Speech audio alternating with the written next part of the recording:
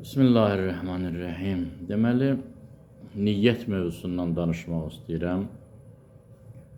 Niyyət mövzusu dinimizdə də çox mühümdür, həyatda da çox mühümdür. Quran-Kərimdə və hədislərdə bu barədə məlumatlar var. Peyğəmbər sallallahu aleyhi və aleyhi buyurub ki, bütün əməllər niyyətə bağlıdır. Kullu a'malin bin niyyət. Yəni, bütün əməllər niyyətə görə qəbul ediləcək. Bir nəfər bir yaxşılıq edirsə, və bu yaxşılıqdan məqsəd Allah deyilsə, Allahın razılığı deyilsə, o Allahdan savab istəyə bilməz. Çünki ona görə etməyib, məntiq bunu tələb edir. Bir nəfər Allaha görə iş görsə, savabını alacaq. Allaha görə iş görməsə, nəyə görə iş görübsə, ona çatmağa çalışmalıdır. Niyyət çox mühüm məsələdir. Niyyət, yəni mənim bu işi görməkdə məqsədim nədir? Buna deyilir niyyət. Bu namazı qılmaqda məqsədim nədir? Orucu tutmaqda məqsədim nədir? Bu yaxşılıq etməkdə məqsədim nədir? Bu təbliğ etməkdə məqsədim nədir? Buna deyilir niyyət. Təbii ki, insanların niyyətini təyin etmək bizim işimiz deyil.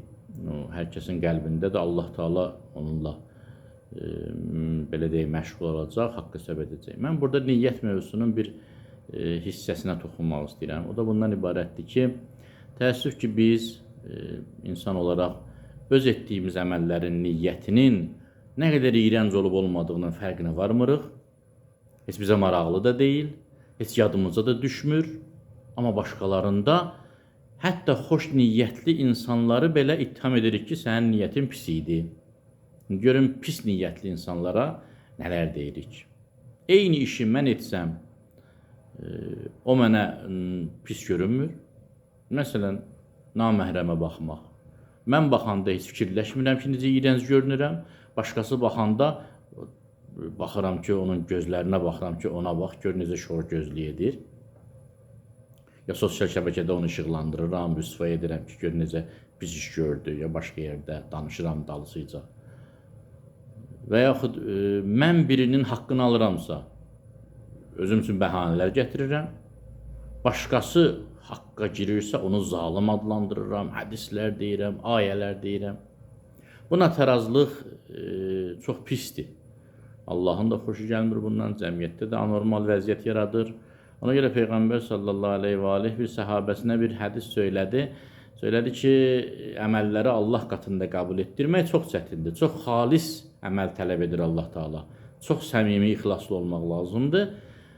Səhabə deyəndə ki, bəs onda biz nə edək, bizim əməllərimiz bərbad oldu. Həzrət buyurur ki, dilinizi din saxlayın, insanlar da işiniz olmasın. Əmr biməruf edin, tənqid edin, amma tənqid edin, rüsva etməyin, insanları araşdırmayın. Mən edəndə yaxşı görünür, başqası edəndə pis görünür. Bu çox böyük problemdir. Biz hətta bunun satirada necə nataraz bir durumda olduğunu görürük. Məsələn, bizim ədəbiyyatımızda bir Məşəd İbad obrazı var. Bir də reallıqda Cabbar Qaryağdıoğlu kimi xanəndəmiz var. Bir nömrəli xanəndə. Allah rəhmət eləsin Cabbar Qaryağdıoğluna. Şuşanın Seyidli kəndindən olub.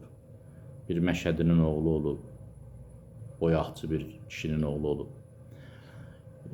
Yəni, baxın iki obraza. Məşəd İbad tənqid olunur, xalq arasında gülüş hədəfinə çevrilir, satiraya tuş gəlir.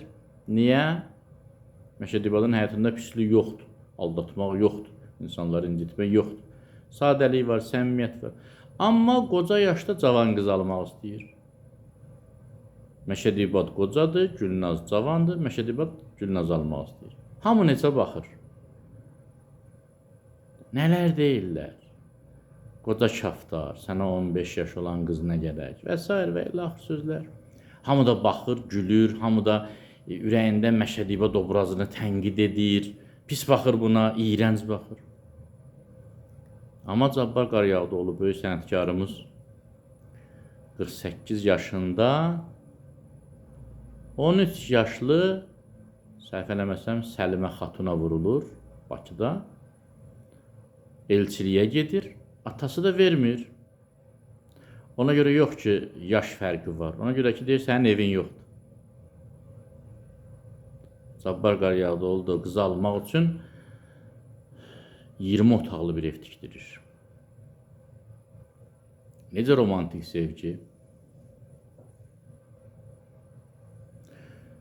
Aralarında 35 yaş var, evi yox, evi yox.